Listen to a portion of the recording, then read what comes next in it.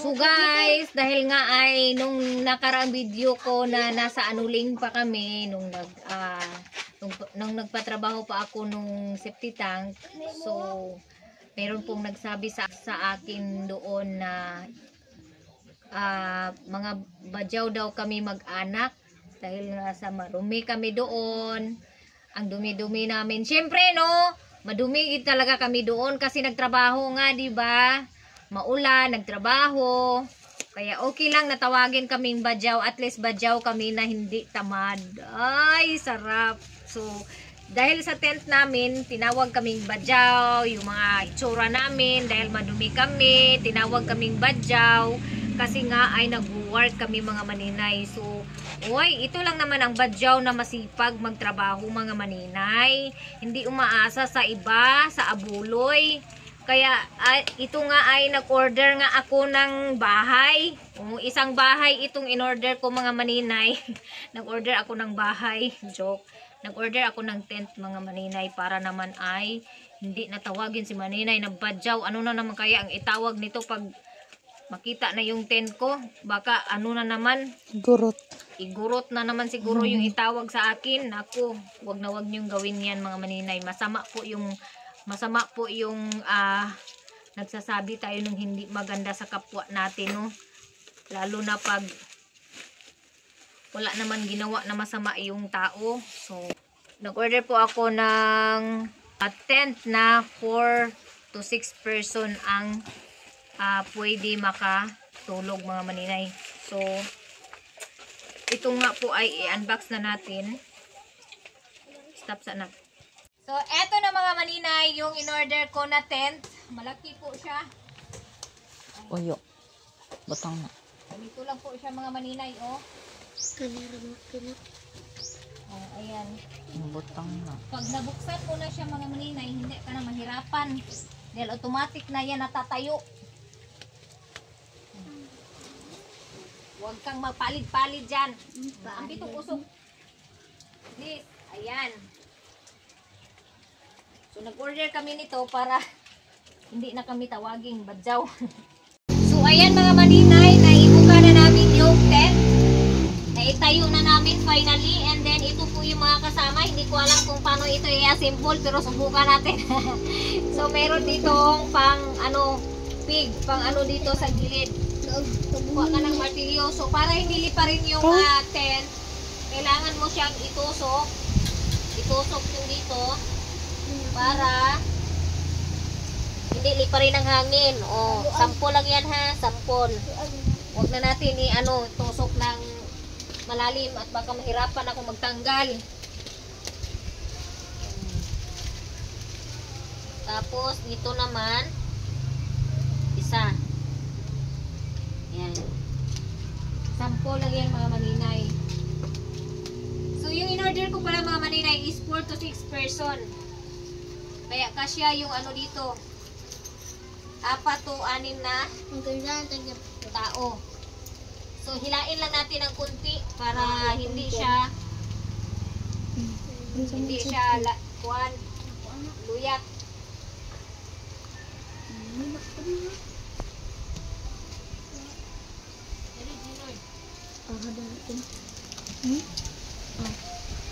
Tapos dito mga maninay, meron din ng window.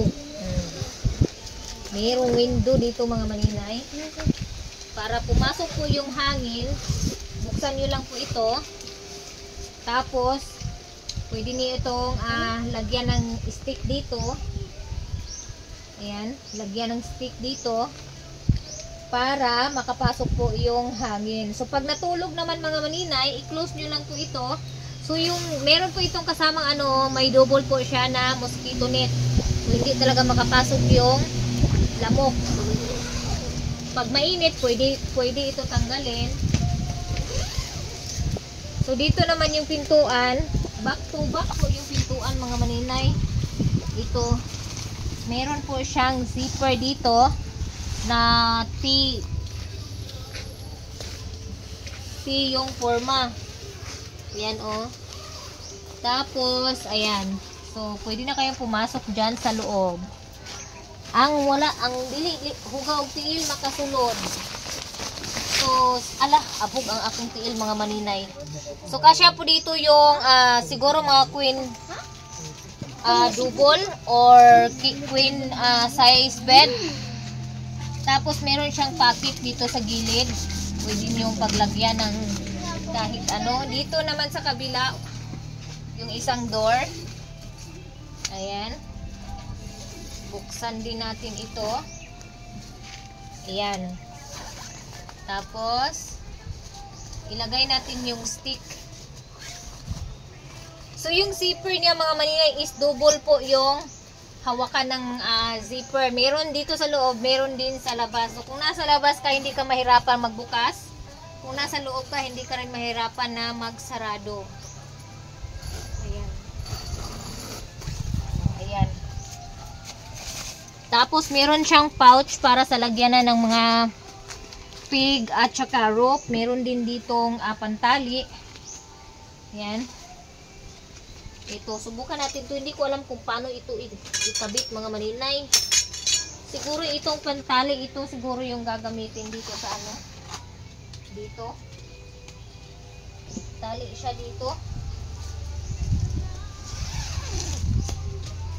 I'm not sure ha. Pero sa ano ko lang to. Sa instinct ko lang to. Baka ito nga. Ayan. Ang bigan itong memorab ko anak sa pouch nak. Ang bigan ito nak. God. So, meron ditong kasama sa ano pouch. Ito hindi ko alam kung para saan to. Hindi ko alam kung para saan to mga maninay. Ganun na. Sige.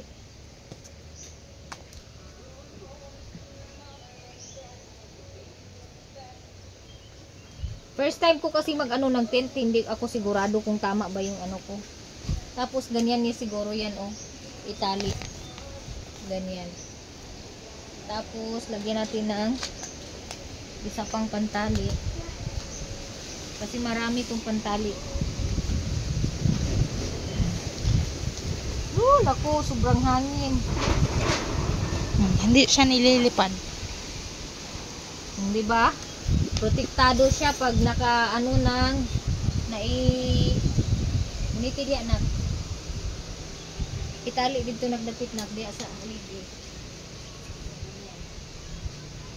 Tani na lang okay. Kapi ko na.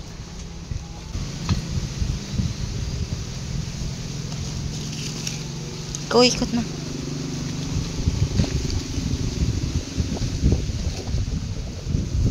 Ganay usa nga oh. May sangaw? Ano na temporary? So guys, so sa sige na mong kubi-kubi mga maninay. So ito lang pala, ganito lang pala pag-asimbol nito mga maninay. Easy lang pala mga maninay. Diyos mio, kailangan talaga nating magbili-bili din minsan ng mga ano no, yung mga gamit na hindi natin lagi ginagamit para hindi tayo magiging ano, magiging ignorant. So, ito na pala mga maninay. Oh. So, di ba itali ko siya, meron tong, ayan, ganyan siya. Di ba meron tayong lubid. Ito po siya mga maninay, yung lubid. Talian natin to ng lubid para hindi siya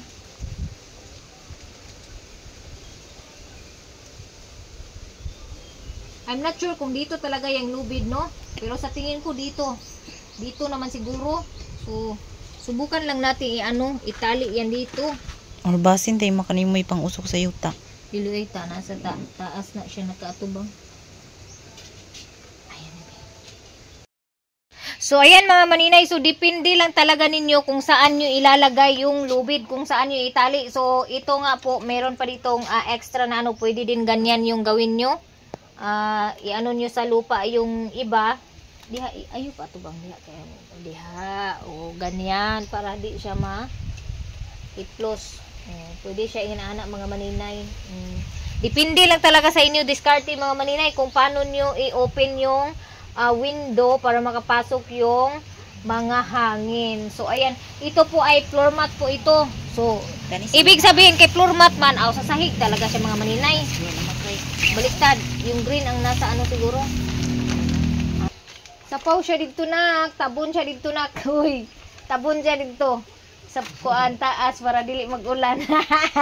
May floor mat ba na nasa taas, guys?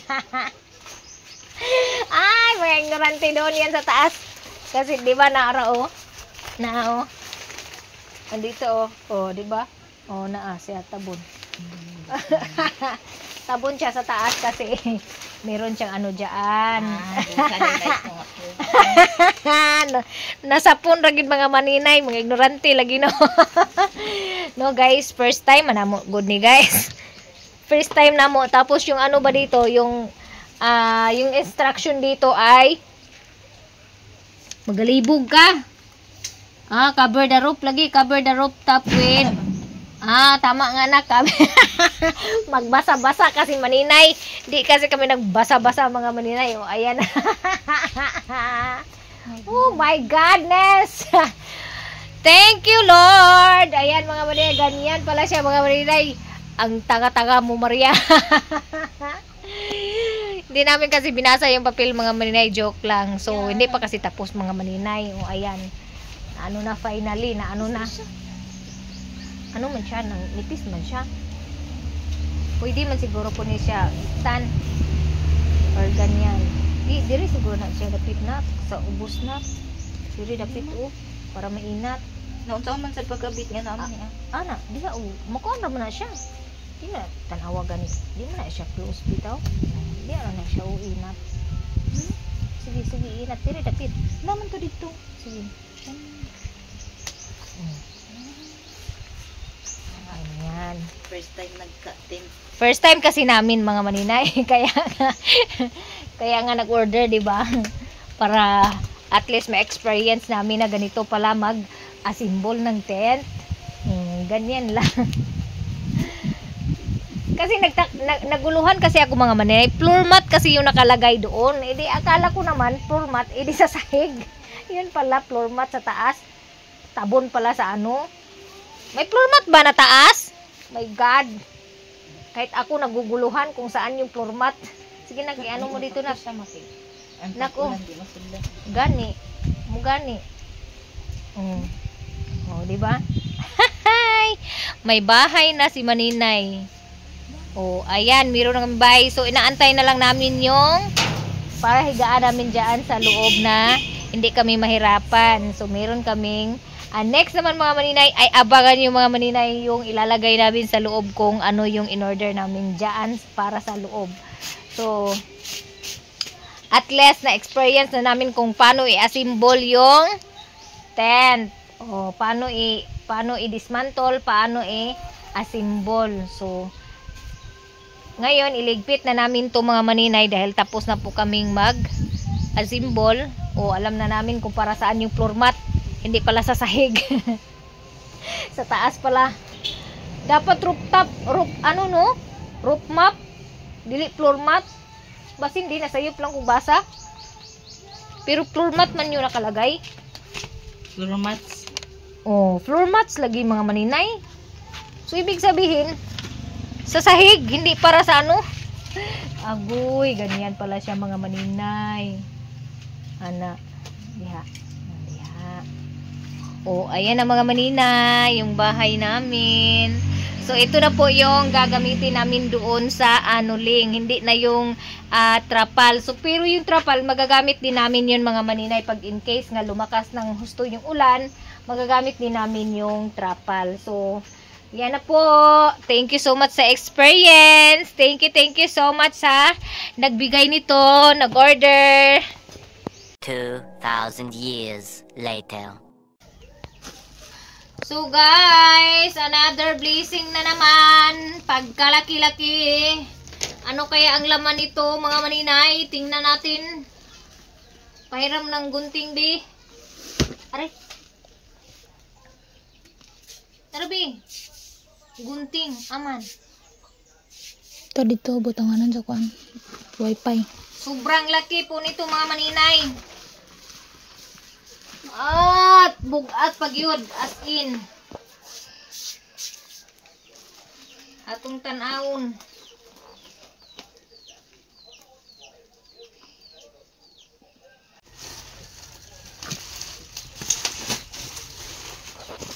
Kada po pagkain ni mga maninay, bugata man na ni mga maninay. So eto na nga maninay. Meron siyang electric in platin pump. So bumba niya mga maninay oh. Ayan, ano kayang laman nito mga maninay? Stop. So ayan mga maninay, ito po yung electric in platin pump. So electric siya mga maninay. So hindi siya pwede gamitin pag nasa bukid pag walang electricity. So, kailangan talaga nito ay chargeable. Dapat na pump yung i-order para madala ito kung saan-saan. Kahit saan man sulok ng mundo, kahit walang electricity, pwede mo magamit yung chargeable. So, medyo nagkamali tayo ng electricity pump yung in-order. So, tingnan natin. Pero okay lang yan mga maninay.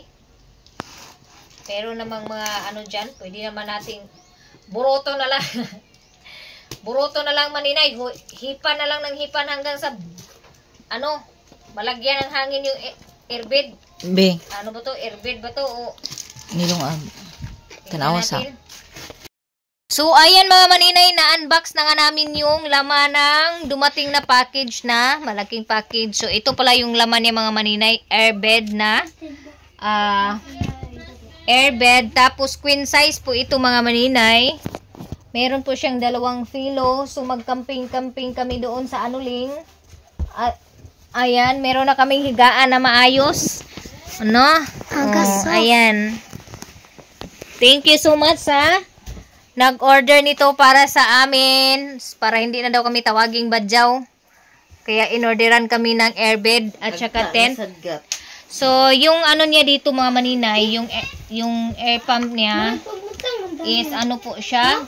Meron po siyang 3 sizes ng ito, tube para sa air pump. So, meron maliit, meron malaki yung butas, may katamtamang laki. 3 po siya. Tapos, electric po siya. So, it means, hindi siya pwede madala pag nasa bukid, pag walang kuryente. So, kailangan mag-order ng chargeable na pump para madala siya pag nag-campaign na doon sa gubat, no? Kasi pag electric, hindi siya pwede kasi wala naman tayong dala na electric pag nasa bukid tayo. Okay lang kung may malapit na may malapit na bahay, pwede siguro makisuyo, pero pag mas maganda talaga yung mga maninay yung chargeable na kanang pump para kahit saan madala. So ayan po, malaki po siya, tapos sobrang kapal po niya mga maninay oh. Kaya pero okay naman siya mga maninay.